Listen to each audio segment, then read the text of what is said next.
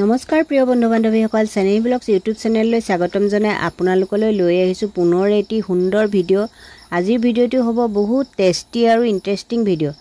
আজি ছানডে, তাকেহে ভাবিছোঁ ল'ৰাটো ঘৰতে আছে, তাকে আজি নতুন কিবা এটা ৰান্ধিবলৈ কওঁচোন। আমি সদায় ৰান্ধি বাঢ়িয়ে থাকোঁ, কেতিয়াবা বেলেগৰ হাতেৰে খাবলৈ মন যায় দিয়কচোন। আজি আমি খাম চিকেন হায়দৰাবাদী বিৰিয়ানী। এয়া চাওকচোন, ল'ৰাটোৱে সকলো যা যোগাৰ কৰি লৈছে।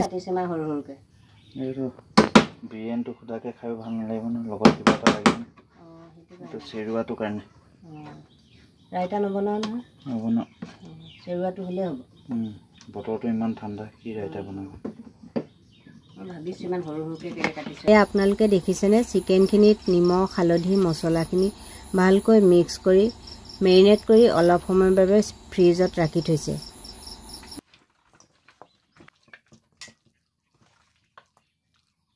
এয়া আপোনালোকে দেখিছেনে, বাচমতি চাউলখিনি কুকাৰত ঢালি ভালকৈ ধুই লৈছে। তাতে তেজপাত কেইখিলামান আৰু গোটা গৰম মছলা মিহলাই 75% সিজাই লৈছে। এয়া দেখিছেনে আপোনালোকে, কাটি থোৱা পিঁয়াজখিনি ধুনীয়াকৈ ফ্ৰাই কৰি বেলেগ এটা পাত্ৰত নমাই মেলি লৈছে। মই আকৌ এইফালে আদা নহৰু জলকীয়াখিনি মিক্সিত পেষ্ট এটা বনাই দিছোঁ। আৰু এইফালে আকৌ ভাতখিনি চেকিব হ'লেই, ভাতখিনি চাকনি এখনত ঝৰঝৰীয়াকৈ চেকি লৈছে। আৰু ময়ো অলপ হেল্প কৰি দিছোঁ দেই। আৰু তাৰপাছতে গোটেই ভাতখিনি ভালকৈ গাই ঘিউ অলপ মিহলাই লৈছে ভাতখিনিত।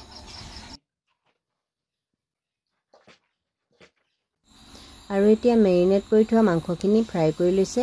আৰু ল'ৰাটোৱে কেনেকৈনো বনায় আপোনালোকে চাই থাককচোন।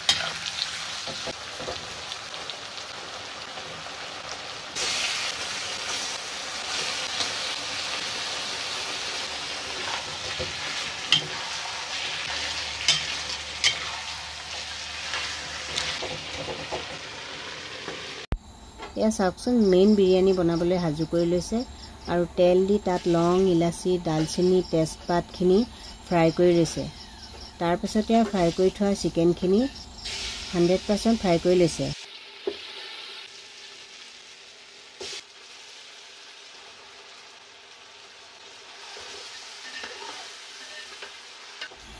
অলপ দেৰি সিজোৱাৰ পিছত ফ্ৰাই কৰি থোৱা পিঁয়াজ আৰু নিমখ আৰু কেঁচা জলকীয়া অলপমান কাটি দি মিহলাই দিছে।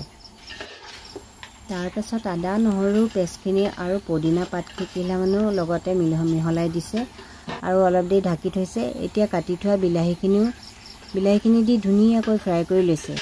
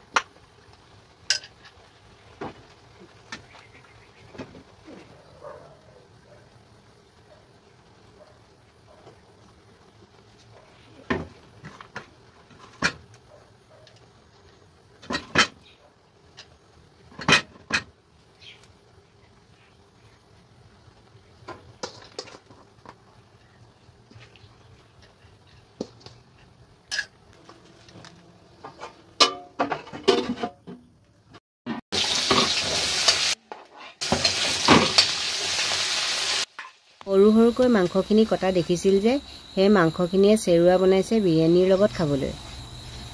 ঠিক আছে বন্ধু বান্ধৱীসকল, ভিডিঅ'টো স্কিপ নকৰাকৈ শেষলৈকে চাই থাকক। ভিডিঅ'টো চাই ভাল পালে কমেণ্ট কৰিব, লাইক কৰিব আৰু শ্বেয়াৰ কৰিবলৈ নাপাহৰিব।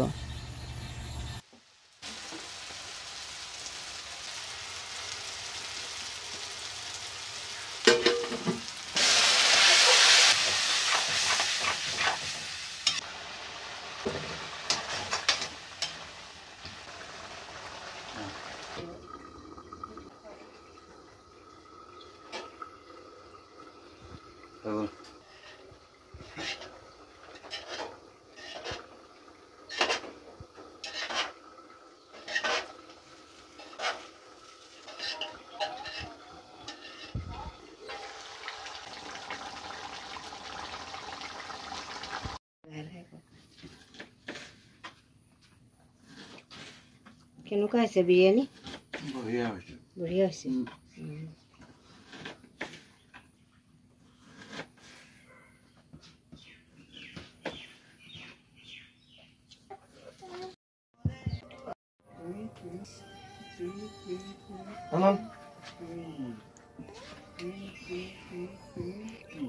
কেনেকুৱা লাগিল?